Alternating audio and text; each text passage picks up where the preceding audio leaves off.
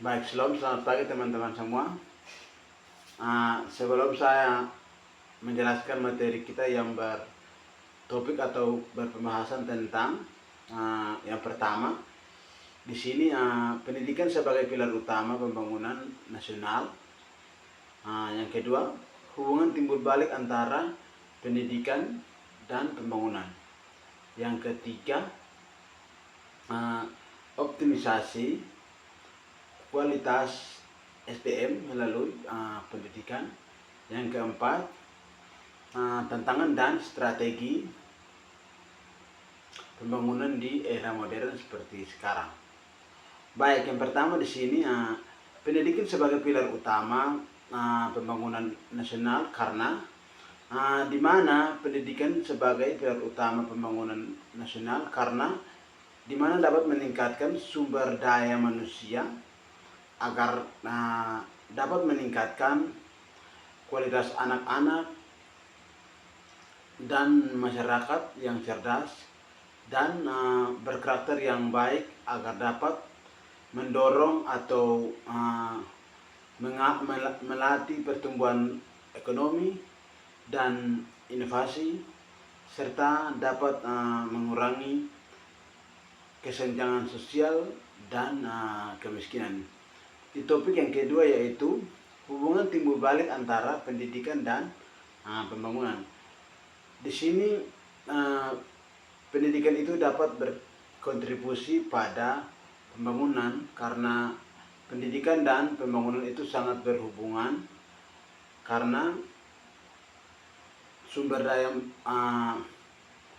manusia atau dapat mendorong sumber daya manusia atau dapat juga menciptakan inovasi-inovasi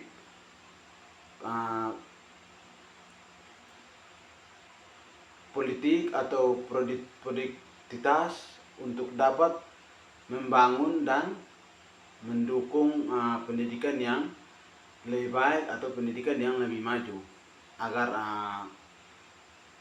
hubungan timbul balik antara pendidikan dan pembangunan ini sangat berhubungan karena di mana ada pendidikan pasti di situ ada pembangunan yang layak untuk dipakai untuk tempat-tempat anak-anak belajar atau tempat-tempat kita sebagai mahasiswa belajar. Poin yang ketiga yaitu optimisasi kualitas SDM melalui pendidikan. Baik, di poin yang ketiga ini teman-teman semua, optimisasi komunikasi SDM kita harus dapat dicapai karena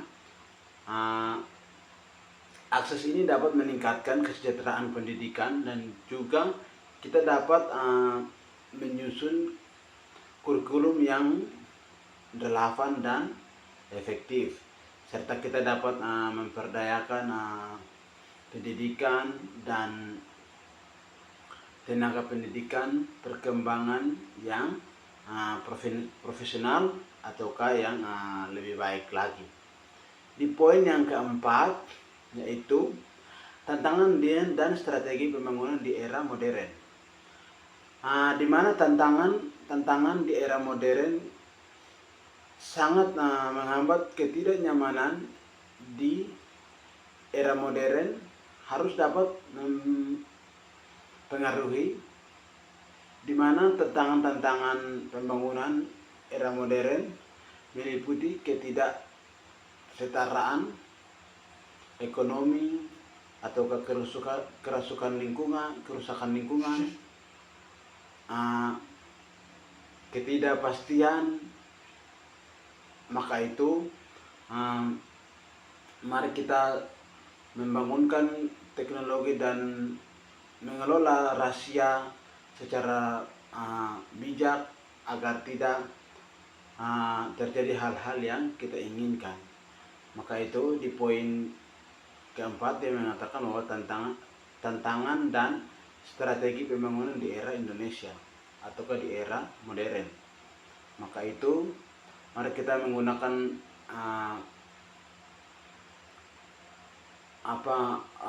pembantuan-bantuan yang ada untuk kita membangun gedung agar pendidikan itu layak dijalankan melalui gedung-gedung yang sudah dibangun. Baik, di sini yang saya sedikit sampaikan atau penjelasan dari saya. Terima kasih atas kesempatan yang diberikan. Semoga bermanfaat bagi kita semua.